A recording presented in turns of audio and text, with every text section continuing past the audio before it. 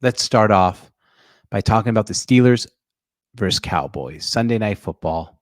Two historic franchises, two of the most historic franchises in NFL history.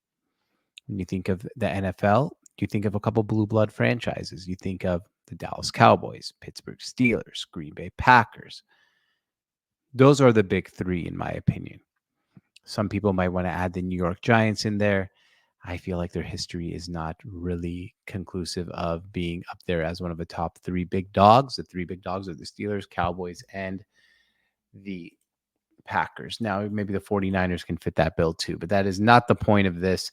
The point here is to react and talk about what was a milestone, huge, unbelievable win for the Dallas Cowboys. We'll start off with everything good about the Dallas Cowboys this game. Dak Prescott, 352 yards passing. And guys, we got a fly just wanting to land on me every 2 seconds. Dak had 352 passing yards against a stout number one PFF Pittsburgh Steelers defense. He was able to move the ball at will. Sure, it only resulted in 20 points, but they're moving up and down the field after a bad weather, long weather delay. I thought that was all going to play into the hands of the Pittsburgh Steelers and their defense. I was wrong. But this is a milestone win. This is a win that saved Mike McCarthy's job, plain and simple. Mike McCarthy was on the hot seat. And I'm not saying if they lost this game, they're going to fire him. Actually, quite the opposite. Jerry Jones has been very, very patient with his coaches lately. You saw how long Mr. Jason Garrett lasted. But look at these stats by Dak. 29 for 42, 352, 2 touchdowns, 2 picks. And, he became the first player in history to throw 2 interceptions in the same game on 2 different days because the game did go into Monday night. He played outstanding. They went down the field and scored a go-ahead touchdown, basically with 20 seconds left, to beat the Pittsburgh Steelers in Pittsburgh with the bad weather, with the weather delay. And the Cowboys keep pace in that division. And that's the most important thing for the Dallas Cowboys. But you want to take a look at other things in this game. The Cowboys' run game this year has been non-existent. What happened today? Rico Dowdle, 20 carries, 87 yards. Zeke added 6 for 17. Not that big. The Cowboys might have saved their season here, and they're 3-2. The Commanders are 4-1 in that division. But the big thing is here, the Cowboys still have some really big games coming up here soon. So they couldn't afford to lose this football game. They had to get the win. And, they did that. They did just that. They got the win against the Pittsburgh Steelers.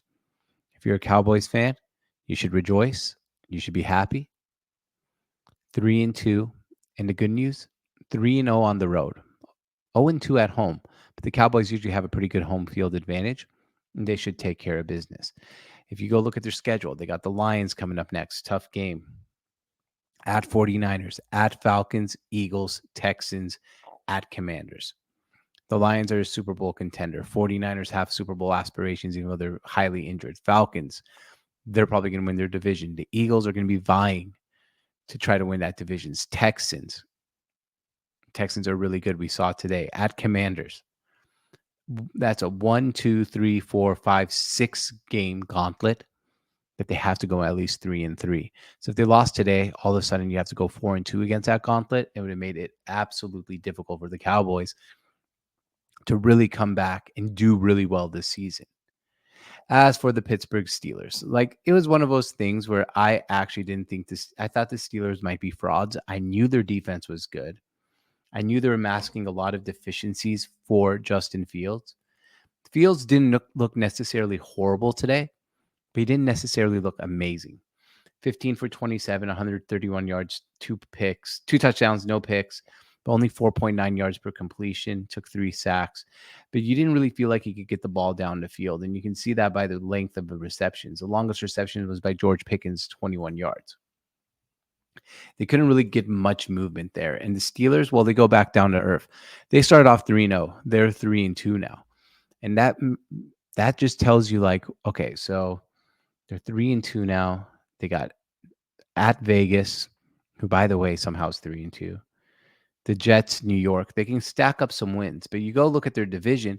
All of a sudden, we were all worried about the 0-2 Ravens. Well, the 0-2 Ravens are now 3-2 and sit on top of that division. The Bengals are 1-4. I think they play the Steelers 2 more times to the Bengals, and the Bengals are the best 1-4 team I've seen in a long, long, long time.